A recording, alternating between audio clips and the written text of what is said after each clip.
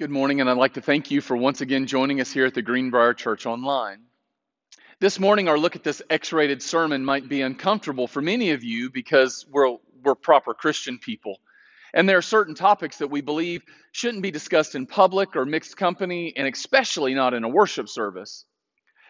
But it's an idea that doesn't merely come out of our proper Victorian mindset.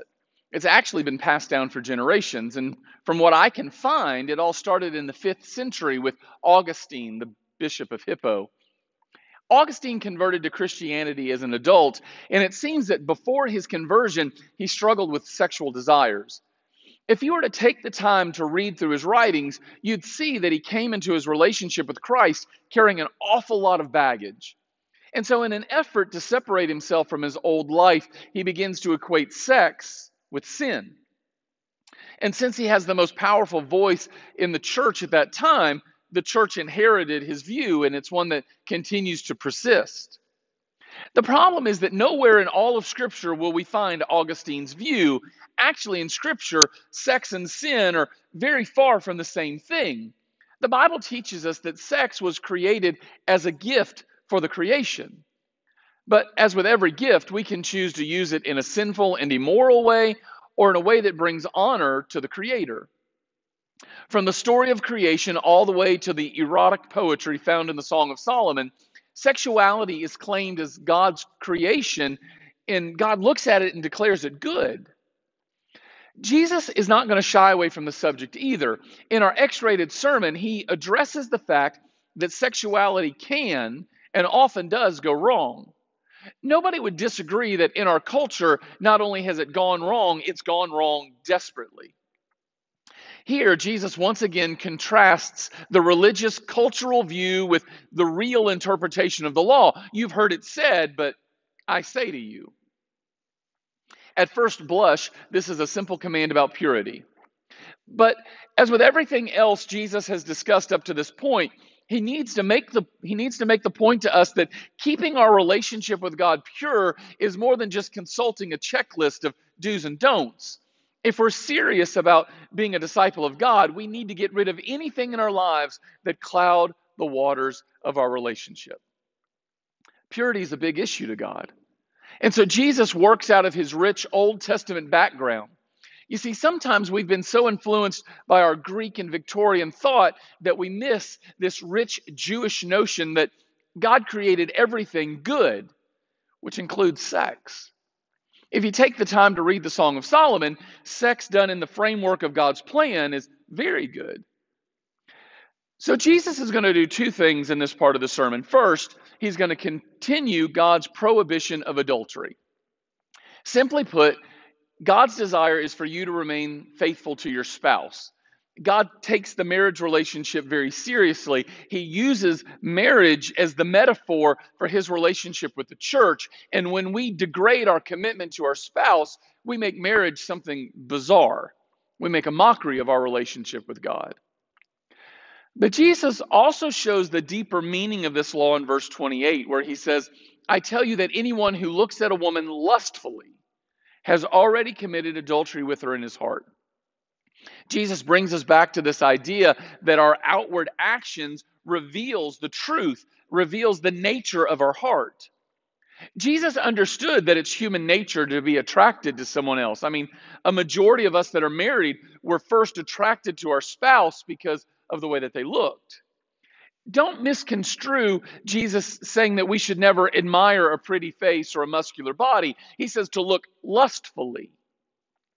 The problem occurs when we quit seeing that person as a soul created in the image of God, and we start seeing them as an object to be used to fulfill our needs and our gratification. Jesus wants us to focus on the source of the sin, not the action. So let me take a moment here to address this idea that lust is just a struggle for men. You see, if that was the case, 50 Shades of Grey wouldn't have sold 125 million copies, which they estimate 96% of that market was female. There was a survey published in today's Christian Woman magazine, which revealed that 17% of church-attending women struggle with internet pornography. That's 1 out of 6. And these women don't say that they've seen internet pornography or they even went looking for it. They said they're addicted to it. And it's not just an issue out in the world. Jesus is talking to his disciples. This is a sermon for us on that mountain. Barna reports that still today, 68% of church-going men view porn at least 4 times a week. Pornography addiction for men over 50 is 48%. You see, lust is a problem that has plagued mankind for centuries, regardless of gender or age. Jesus addresses all of us in this part of the X-rated sermon because heart issues don't occur in a single gender or an age group. Every one of us need God's help in keeping our thought life and our hearts clean. We need to refocus and see people as God intended for them to be seen. People created in his image with feelings and needs and talents, souls that are precious in his sight. The issue that Jesus is dealing with in this text is our attempt to use another person as simply an object of our desire. The sin with pornography and lust is found in the fact that it's basically a selfish act. The other person doesn't matter at all. They're just a means to fulfill our base desires. When we objectify someone else, we violate their fundamental dignity. And that's why Jesus says there's no room in our lives or in our hearts for lust. This is a heart issue that refuses to see another person's worth, their dignity. The writer Sheldon Vannikin said years ago that every time you get a new car, you should also get a hammer. And then you go out and you take that hammer and you put your first dent in that brand new car all by yourself. That way you don't have to park at the end of the parking lot to protect your car from door dings. You feel free to use it because you've already put the first dent into it. Vannikin's trying to make the point that things are to be used, not loved. The opposite of that is true as well. People should not be used. People are to be loved. It's amazing how much time we spend loving and caring for things and using people. What would happen if we turned that around and we began to get very serious about using things and loving people? We've created this whole society that thinks people only exist to fulfill my desires. We've created a world where if your spouse doesn't fulfill your needs anymore, well, they're just another throwaway item like a DVD player. Jesus calls us back to a different view of the world, one where people are to be loved, not used. A world where faithfulness is a deep and powerful characteristic of our lives. When you admire a beautiful woman or a handsome man, it's supposed to remind you of how great a creator we have in God. Yet far too many people take a sharp left and they use that person not as a person, but merely a thing to fulfill some kind of desire. You see, that's the sin of lust. In essence, what Jesus is saying is that the heart of most sexual sin, whether pornography or lust or adultery, is that we use the other person as a means to our own gratification instead of caring about that person as a soul created in the image of God. They're just nothing more than an object to be used. The heart of sexual sin has always been selfishness. And it's this sin that Jesus says we need to cut out of our lives. We have to look at people in a different way as fellow human beings created in the image of God, people worthy of our respect, not as objects that we can merely use at a whim. How is it that one of God's greatest gifts of love, human sexuality, has gone so wrong in our world? In our sex-crazed world, sex is everywhere. And it's easy to blame technology, especially since 12% of all web pages are pornographic. Virtual sex is available anytime, any place, and anonymously. But long before the internet came along, human beings were struggling with God's good gift. Even in the time of Jesus, he understood that sexuality was not only a gift from God, but unfortunately, it was a gift that was capable of being perverted in destructive ways. Jesus wants us to understand that our real problem is not that we can't control ourselves. Our real problem is a heart problem. When we lived in Atlanta, the front of our house was lined with 5 large stately oak trees. These beautiful trees provided a barrier from the road as well as shade in the heat of the day. We really enjoyed having those trees in the front of our home. That's why it was really upsetting one morning when we discovered that one of those trees had fallen during the night. It was a huge shock because all of those trees looked really good and healthy on the outside, but this one, well, it was totally rotten on the inside. That reminds me of the heart problem we have when it comes to lust and sex. Jesus isn't just addressing the issue of adultery, more importantly, the sin of lust. He understands that this is one of those problems that can only be solved from the inside out. That's why he suggests going to extremes. If your eye is giving you offense, if your eye is causing you to lust, cut it out. Cut off your hands if they cause you to sin. Now, before you get real uneasy about what Jesus is saying here, let me reassure you, he's using Middle Eastern figures of speech, kind of like a bless your heart. Jesus is saying the only way to remove lust from your life is to amputate anything that encourages you to lust. He's not suggesting that we walk around with patches where our eyes used to be and we're all skin and bones because we don't have hands to feed ourselves. It's a statement used to point out that we need to control what we allow to get into our minds. We cannot fill our life with images that create lust and expect to remain pure.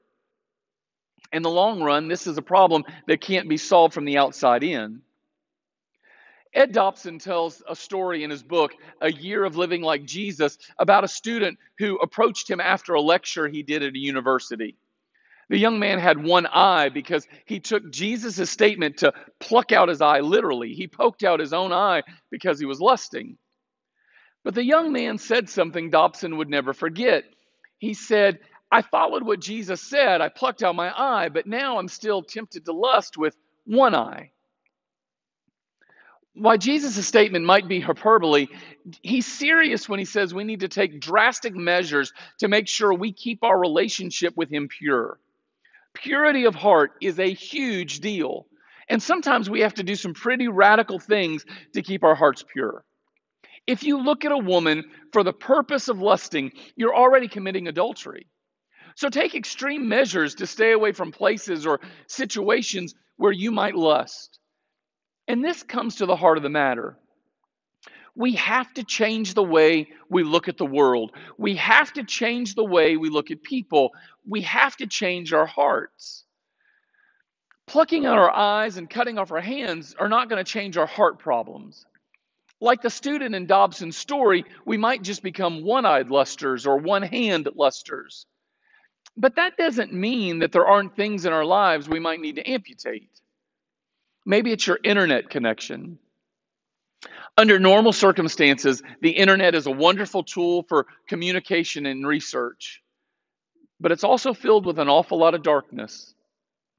I'm really grateful that I grew up when I did. Pornography was available when I was a teenager, but you had to work really hard to get it. You had to take chances and risks.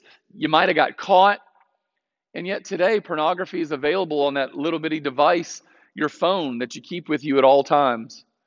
It's anonymous. You can get it whenever you want. And some of you are addicted. Jesus is saying your purity is so important, you need to turn off your internet connection. And you probably need to go back to a flip phone. And before you protest and say, well, Jeremy, I can't do that because I got to check my email. I got to write papers. I bank online. I checked this week. The library still has internet. And I believe that it's better for us to lose our internet connection than it is for our whole bodies to be thrown into hell. Maybe you need to make a covenant to only use the internet when somebody's in the room with you. Because purity is a big deal. Maybe you need to cancel the movie channels on your cable or satellite. You know, there is a reason they call it Skinamax after 9 p.m. What kind of stuff are you watching when nobody's around on Netflix or Hulu or HBO Max? Are you watching programs that cause you to stumble in your walk with God?